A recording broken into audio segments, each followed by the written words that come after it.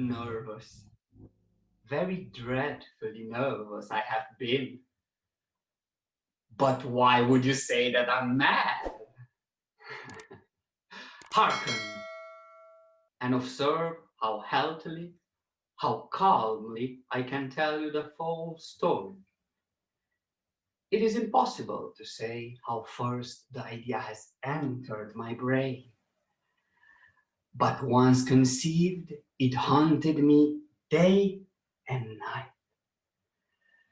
Object, there was none. Passion, there was none.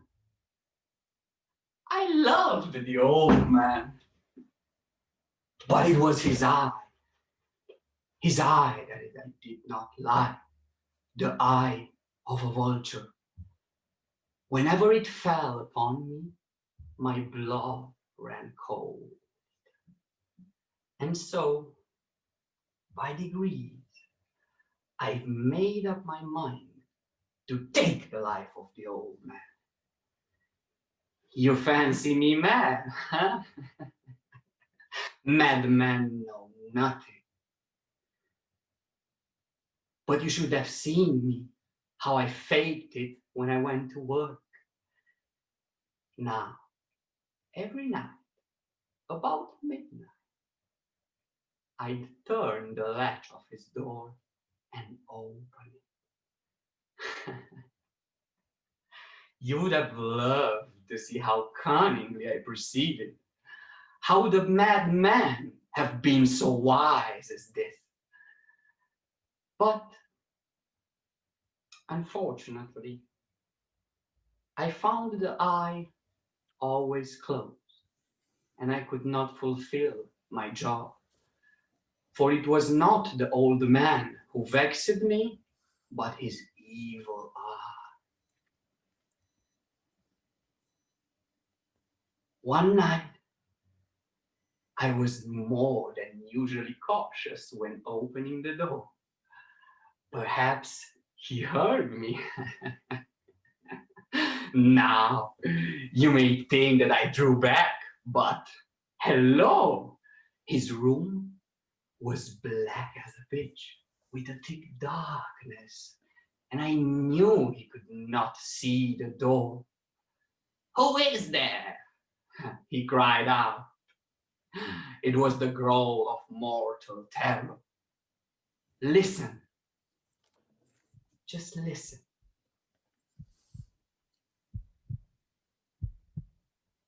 The beating of the old man's heart. And now, a new anxiety seized me. The sound would be heard by the neighbor.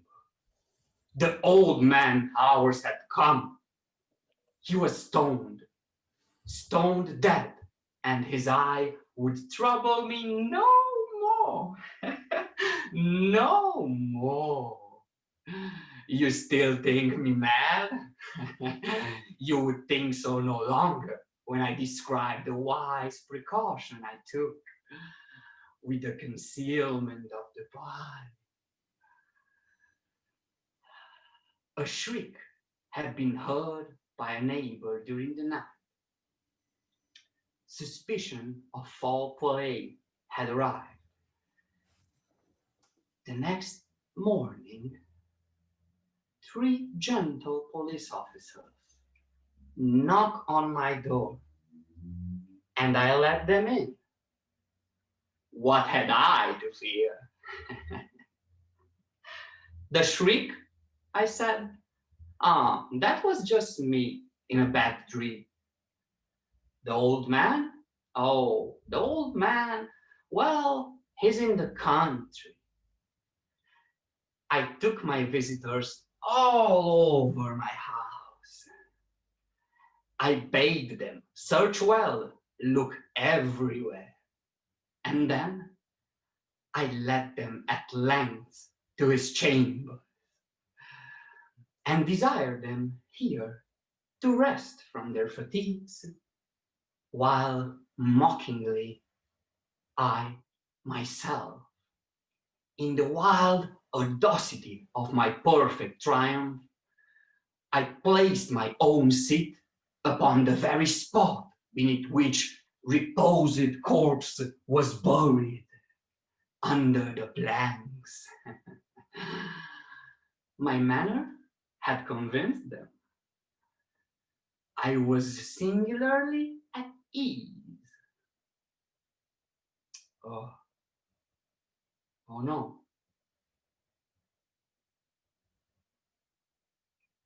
I became pale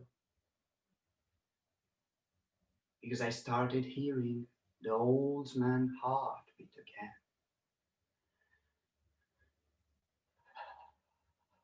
I just wished them gone.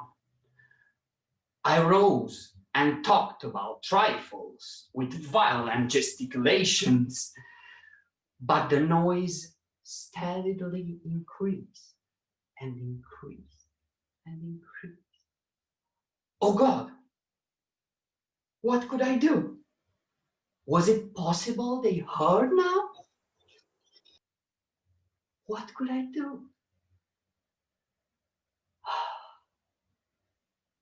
They know, Almighty God, they know. And they are making a mockery of my horror. I knew I must scream or die. Villains, I admit the deed. Tear up the planks. Tear up the planks. Here it is, the beating heart of his hideous old man.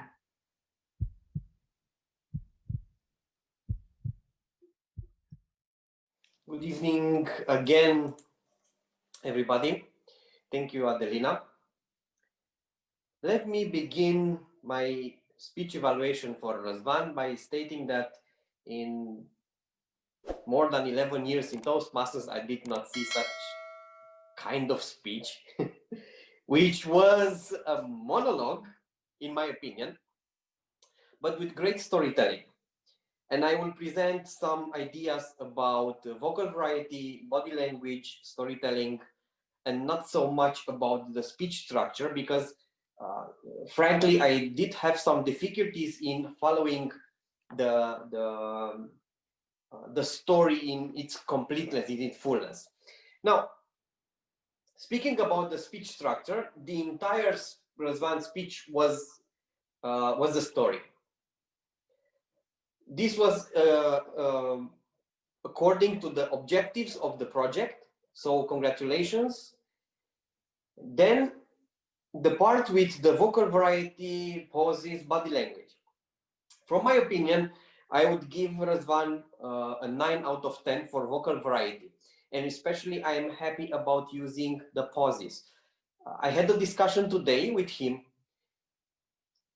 with several aspects of his speech, which he would like to pay attention. And one of them was the pauses.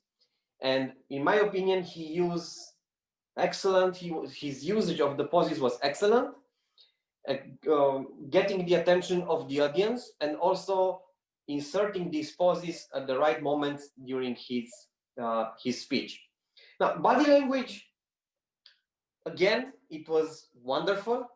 It was illustrative. He got inside the character he was interpreting. But here I have a recommendation. I did not see Razvan use his hand gestures, and I don't know why. Maybe you can tell me. Although at the end, during the conclusion of his story, he started using his hands. Now, excellent vocal variety, excellent body language, storytelling. Here I had some trouble because, in my opinion, it was a monologue, and I could not follow the narrative inside the speech. I don't know exactly what happened, but somewhere in the middle of the speech, I've lost exactly who were the characters, what they were doing. And although, in my opinion, the storytelling was good, but the narrative and the characters were secondary, and I valued more the vocal variety and the body language in his speech. Now, congratulations for your speech.